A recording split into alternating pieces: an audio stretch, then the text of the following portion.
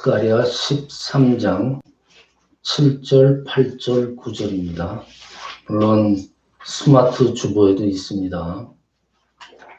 다 함께 한 목소리로 봉독하십니다. 만군의 여호와가 말하노라. 칼아 깨어서 내 목자, 내 짝된 자를 치라. 목자를 치면 양이 흩어지려니와 작은 자들 위에는 내가 내 손을 들이우리라. 여호와가 말하노라. 이 온 땅에서 3분의 2는 멸망하고 3분의 1은 거기 남으리니 내가 그 3분의 1을 불 가운데 던져 은같이 연단하며 금같이 시험할 것이라. 그들이 내 이름을 부르리니 내가 들을 것이며 나는 말하기를 이는 내 백성이라 할 것이요 그들은 말하기를 여호와는 내 하나님이시라 하리라. 아멘. 할렐루야. 아멘. 지난 한 주간도 승리하셨을 줄 믿고 또 이번 한 주간도 오늘 주시는 말씀으로 힘을 얻어서 또 한 주간 승리하시길 축원합니다. 여러분들, 저도 그랬어요. 그 신앙생활을 하면서 이해할 수 없는 게 하나가 있는데, 그래서 하나님께서 우리를 사랑하신다고 그러고 축복하신다고 그랬는데 왜 여러 가지 시험을 만나게 하시는가? 이 사랑하시고 축복하신다고 그랬으면 세상에 살면서 우리가 아무 고통도 없이 시련도 없이 정말 잘 나가는 그런 인생을 살아야 되는데, 사랑하신다 그러면서도 시련을 준다, 고난을 받는다. 그리고 또 한 가지 더 희한한 거, 이해하지 못하는 것은 우리 그리스도인들은, 그러니까 세상 사람들이 당하는 고난도 우리가 똑같이 받고 거기에 하나님의 백성이 받는 또 그 고난이 있어요. 그러니까 이중적인 고통이 있는 거예요. 왜 그럴까? 베드로전서 1장 6절에 보면은 그러므로 너희가 이제 여러 가지 시험을 인하여 잠깐 근심하게 되지 않을 수 없었으나 오히려 크게 기뻐하도다 라고 베드로전서에 나옵니다. 이 여러 가지 시험은 이제 그리스도인들이 당하는 모든 어려움을 의미하죠. 그리스도인들은, 즉 신앙인들은 처음에 생각지도 못한 어려움이 딱 닥치게 되면은, 야, 이건 내가 믿음이 약해서 그런가? 믿음이 없어서 이런 시험이 나한테 오는가? 아니면 혹시 내가 지은 죄에 대해서 벌을 받는 게 아닌가? 그런 생각을 할 수도 있습니다. 그런데도 성경에서는 기뻐하라고 그랬어요. 그런데도 더 기뻐해야 되는 이유가 무엇일까? 자, 하나님께서는 이런 시련들을 통해서 우리를 더 깨끗하게, 그리고 우리의 믿음을 더 정금처럼 강하게 나오게 하시기 위해서 하나님께서 이런 연단을 주신다고 성경에서 말씀하고 계십니다. 오늘 본문 스가랴 13장 9절에 보면은 내가 그 3분의 1을 불 가운데 던져서 은같이 연단하고 금같이 시험할 것이라. 그들이 내 이름을 부르리니 내가 들을 것이며 나는 말하기를 이는 내 백성이라 할 것이요 그들은 말하기를 여호와는 내 하나님이시라 하니라. 자, 또 야고보서 1장 2절 보면은 내 형제들아 너희가 여러 가지 시험을 만나거든 온전히 기쁘게 여기라. 야고보서에 나옵니다. 시험을 만나거든 온전히 기쁘게 여기라고 합니다. 자, 이 두 구절에서 하나님의 뜻을 우리가 알 수 있어요. 하나님께서 선택하신 우리들, 선민들에게 연단과 시련을 의도적으로 주고자 했음을 우리가 알 수 있습니다. 이를 통해서 우리가 하나님에 대한 우리의 믿음, 그리고 하나님에 대한 우리의 사랑을 온전케 해주시고, 더 나아가서는 우리가 지닌 그 나쁜 성품들, 그 나쁜 믿음의 불순물들을 하나님께서 제거해 주십니다. 더 나아가서는 우리의 그 그릇된 관점, 우리가 평소에 생각하는, 나도 모르게 생각하는 그 그릇된 관점들을 하나님께서 의도적으로 바로잡아 주심으로 인해서 우리를 더욱더 정결하게 해주시려고 그러는 겁니다. 따라서 하나님의 생각과 우리의 생각이 같을 수가 없어요. 그래서 어떻게 됩니까? 정말 생각지도 않게 우리의 생각에는 부합하지 않는 그러한 상황을 우리가 마주하게 되는 겁니다. 이를테면 멀쩡하게 있다가 병을 갑자기 앓는다든지, 그 병에 시련을 주시죠. 가족들이 어떤 순환을 겪는다든지, 예를 들어서 뭐 집안에 도둑이 든다든지, 직장에서 뭐 일이 잘 안 풀리고, 뭐 삶이 제대로 뜻대로 되지 않습니다. 근데 이런 것들은 분명히 우리에게 있어서는 모두 하나님의 의도된 시련이라고 믿으시면 됩니다. 자, 그렇다면은 우리는 하나님이 주신 이 시련들을 어떻게 대해야 될까? 시련을 내리시는 하나님의 뜻은 과연 무엇일까? 자, 우리가 우선 빼놓을 수 없는 성경 속 인물로 욥이 있죠. 고난을 당한 욥. 욥은 정말 표현하기 어려울 정도 그 상태에 아주 불같은 그런 시련들, 고난들을 마주했잖아요. 정말 산에 가득했던 그 가축들, 소나 양, 낙타 다 강도를 당했고 불에 탔어요. 그리고 그의 종은 죽임을 당했어요. 자녀들은 어떻게 됐어요? 무너지는 집에 깔려서 죽었어요. 그리고 욥 온몸에는 아주 악창이 났어요. 그런 걸 보면은 재앙 정도의 수준이에요. 그러한 일들이 욥한테 닥쳤습니다. 근데 욥이 대처한 걸 우리는 주목을 해야 돼요. 어떻게 대처했냐? 우선 그는 원망하지 않았어요. 그리고 강도 맞은 것들을 갖다가 다시 찾아오려고 인위적인 방법으로 그 방법을 쓰지도 않았어요. 그 대신 욥은 어떻게 했냐? 조용히 하나님 앞에 나가서, 우리 인간은 하나님으로부터 복을 얻을 수도 있지만 하나님으로부터 화를 입을 수도 있다고 자기 자신이 그렇게 생각을 해버립니다.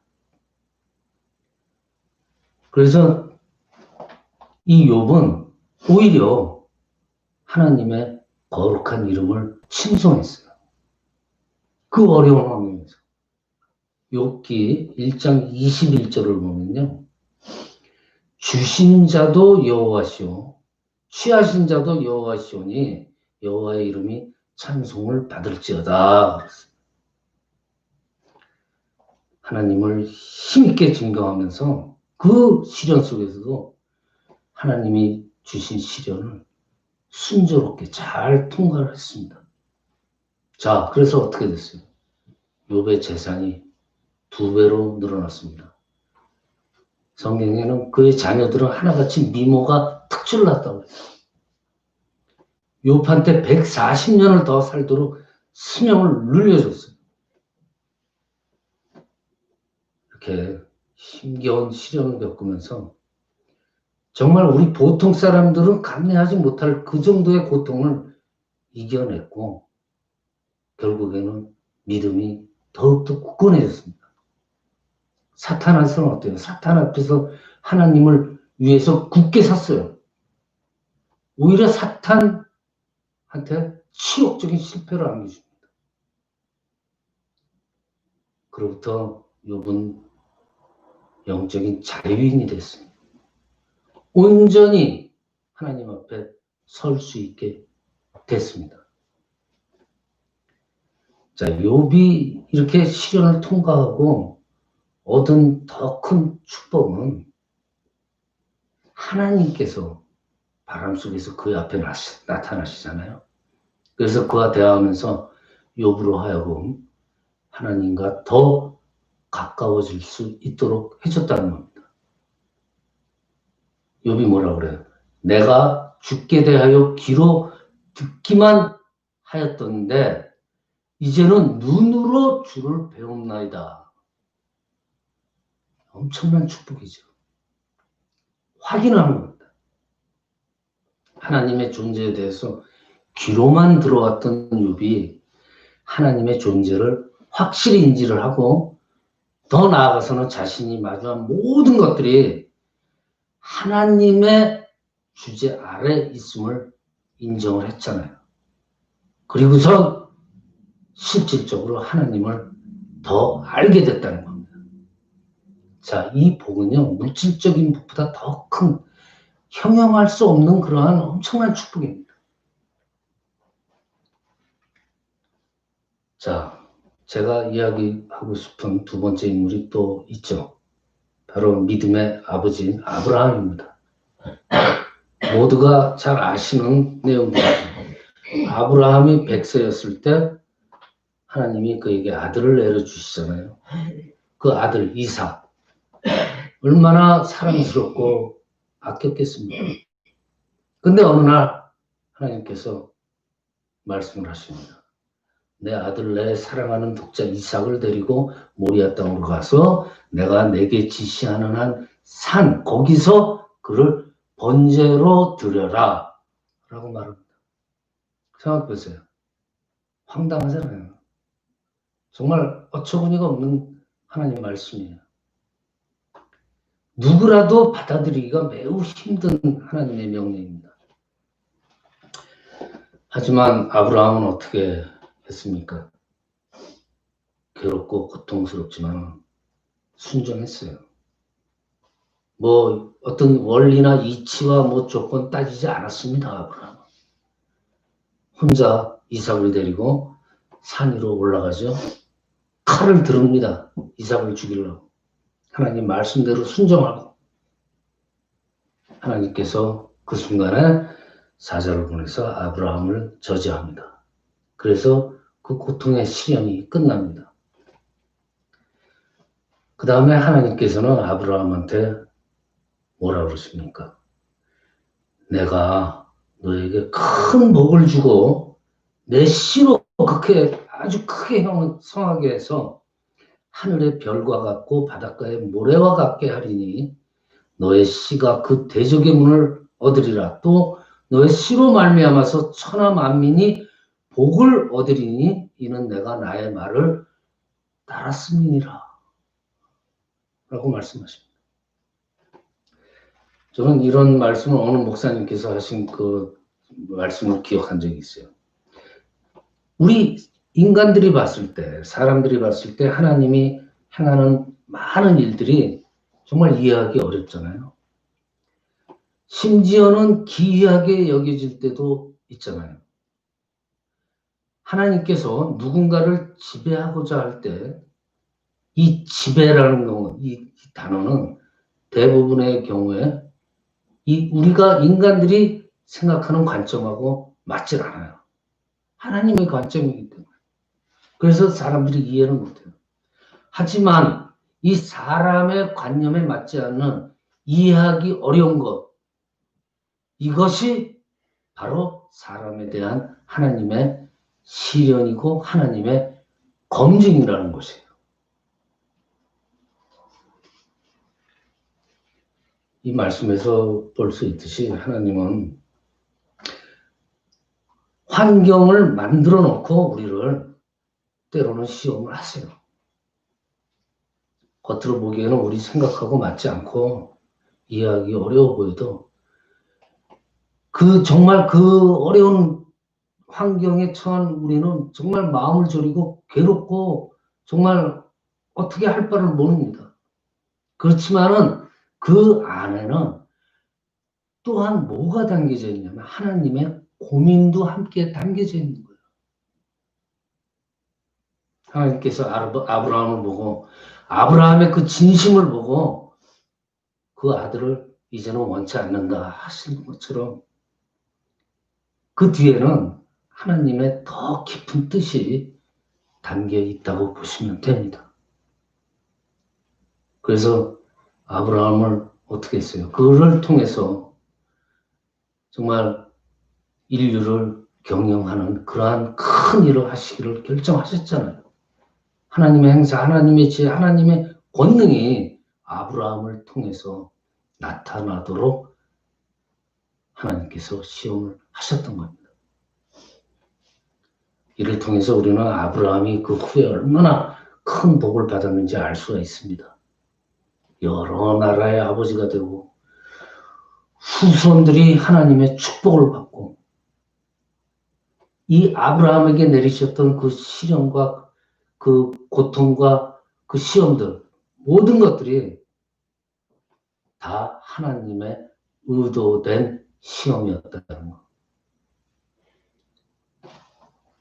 자, 이렇게 우리는 아브라함과 욥한테 내려진 그 시련들을 통해서 항상 그 속에는 하나님의 선한 뜻이 담겨 있음을 우리는 항상 명심하고 상기를 해야 돼요.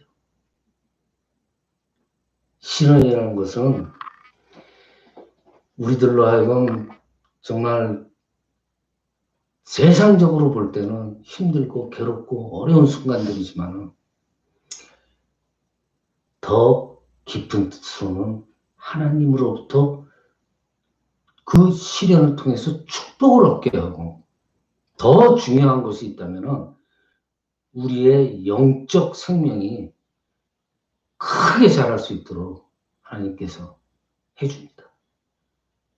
그리고 하나님에 대해서 더 알게 하고 우리들의 신앙, 하나님을 믿는 길을 더 단단해지도록 다져줍니다. 이 시간 말씀을 마칩니다. 시련은 하나님께서 우리 신앙인들한테 내린 특별한 축복이라고 말할 수 있습니다. 우리의 생명이 자라나고 하나님으로부터 인정받기 위해서 어떻게 보면 반드시 거쳐야 할 과정인 거예요. 이처럼 시련이 우리 신앙인들한테 그리스도인들 모두한테 이롭다면 시련과 고난이 왔다고 그 앞에서 원망을 할 필요가 있을까요? 오히려 감사해야죠. 원망보다는 소망을 바라보는 저와 여러분이 되시기를 축원합니다.